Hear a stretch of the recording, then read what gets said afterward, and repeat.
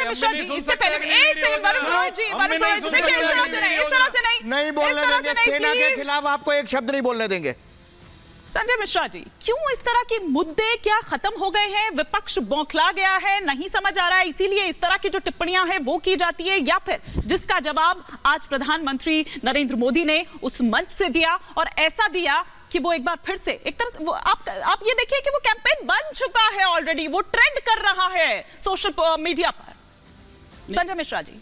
नहीं हिमानी जी, बिल्कुल ठीक है, और देश के प्रधानमंत्री हैं तो स्वाभाविक, चित्रंजन जी आ रही हूँ, हाँ, स्वाभाविक रूप से देश की जनता उनके परिवार के सदस्य है, वो हमारे हेड हैं। वैसे हमारे भारत को गांधी का परिवार कहा जाता है, गांधी का देश माना जाता रहा है, और शायद देश इसको बदलने के लिए तैयार नहीं है। वो गांधी का देश है, हम गांधी के बच्चे हैं, देश मानता है इस चीज़ को कि गांधी की नीतियों पे हम चलते रहे हैं। अब प्रधानमंत्री जी हैं, प्रधानमंत्री जी कहते हैं कि नहीं ये मेरा परिवार है। मैं कह रहा हूँ बिल्कुल आपका परिवार है। अगर इस देश के अरविंद मुखिया है तो जाहिर सी बात है उन्हीं का परिवार हुआ। दिल्ली के लोग अरविंद केजरीवाल के परिवार के हिस्सा हैं। हाँ। यदि बिहार में नीतीश कुमार आज मुख्यमंत्री हैं तो उनके परिवार का हिस्सा है, बिल्कुल, ये तो स्वाभाविक है। लेकिन सवाल तब उठता है कि आप विपक्ष पे वार करते हैं और खुद वही गलती करते हैं। बालाकोट की बात हुई, बड़ी दुख की बात थी वो, 45 शहीद हुए थे सैनिक।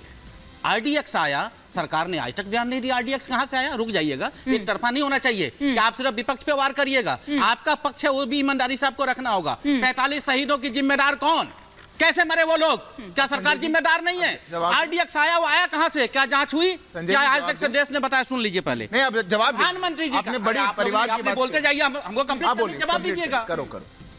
प्रधानमंत्री जी का एक भाषण याद है मुझे बंगाल का, वहां पे एक फ्लाईओवर टूट के गिरने से वहां कुछ क्षति हुई थी, और प्रधानमंत्री जी का स्पीच निकालिए जरा, 16 का या 18 का कुछ साल है वो। ममता बनर्जी के लिए उन्होंने क्या कहा था कि ईश्वर का एक संदेश है, और यह संदेश है कि ये दीदी पूरे बंगाल को खत्म कर देगी। ये संदेश प्रधानमंत्री जी दे रहे थे बंगाल के मंच पर जनता के बीच। हो गया, अब जवाब देंगे? क्या था? अब जवाब क्या था? ये वार था। आप जवाब सुनेंगे? जनता के साथ खड़े थे या इनके परिवार के लोग थे? मैं ये कहना शांति से सुना आपको, आप जवाब भी सुनिए। और ये देखिए कि कितने स्मार्टली आपने घुमा दिया मेरे सवाल को। घुमाया नहीं, बिल्कुल लंबा जवाब नहीं दूंगा, मैं बहुत छोटा जवाब दूंगा। सिद्धार्थ जी, उनने कहा देश के मुखिया हैं, बड़ा स्वाभाविक है उनका परिवार है। दिल्ली में अरविंद केजरीवाल जी हैं, दिल्ली उनका परिवार है। स्वाभाविक नहीं है, ताकत लगती है इसके लिए, दृढ़ निष्ठा लगती है इसके लिए, परिवार मान के देश के लिए काम करने के लिए ताकत लगती है। आप जेल जाने की कगार पे खड़े हो तो विधायकों की मीटिंग बुलाकर वो नहीं तय करा जाता कि मेरी बीवी बन जाएगी यहाँ पे मुख्यमंत्री और मैं कहूंगा कि दिल्ली की जनता मेरे लिए मेरा परिवार है, या फिर ममता बनर्जी तय कर लेंगे अभी मेरा भतीजा ही आगे बढ़ जाएगा, या लालू जी तय कर लेंगे कि तेजस्वी है वो चार में वही आगे बढ़ जाएगा। ऐसे नहीं हो पाता, ऐसे नहीं हो पाता। देश के लिए एक निष्ठा बनानी पड़ती है। बोल रहा था मत बोलिए, देश के लिए एक निष्ठा बनानी पड़ती है। करता है कि कौन पीएम बनेगा, आपके मन में होगा, आपके एक बबल में होगा, उसको तोड़िए।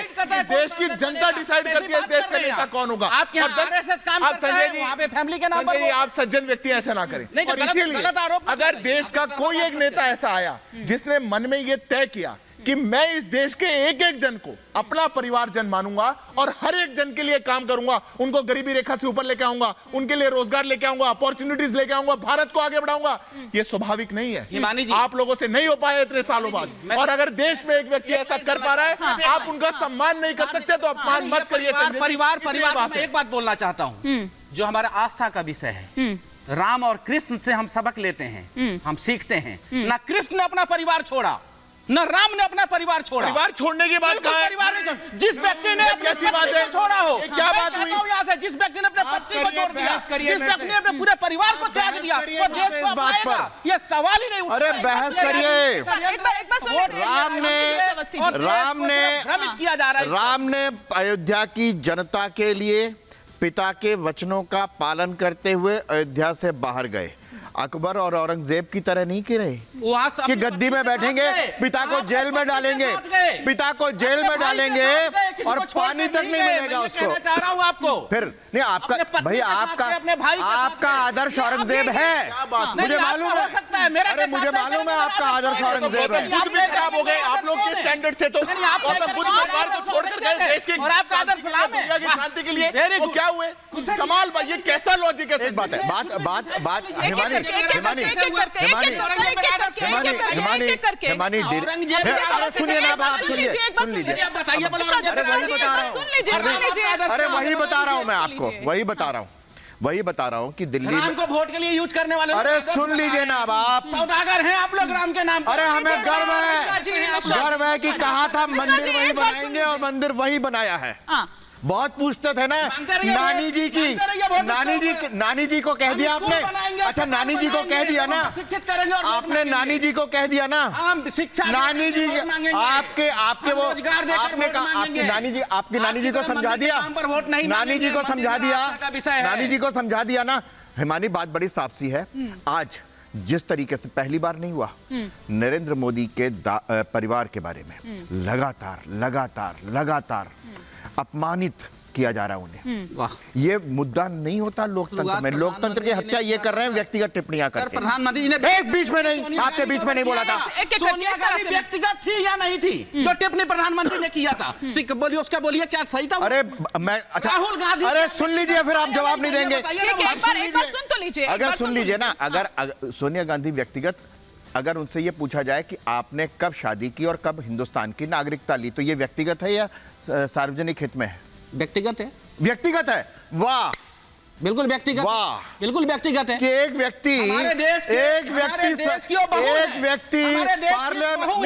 मतलब नागरिकता नहीं लेंगी, वो नागरिकता नहीं लेंगी। देश की बहू से आप सवाल पूछ रहे हैं? नहीं, तो बहू से संस्कार। अरे वाह, सवाल है तो सवाल नागरिकता क्यों नहीं ली? तो बहू, अरे बहू होते ही आप लोगों ने मुझे लगता है संजय जी बहू होते ही उनको नागरिकता लेनी चाहिए थी कि नहीं? संजय जी, आप लोग ना बैठे बिठाए जिस दिन वो बहू हुई उसी दिन नागरिकता लेनी चाहिए थी कि नहीं?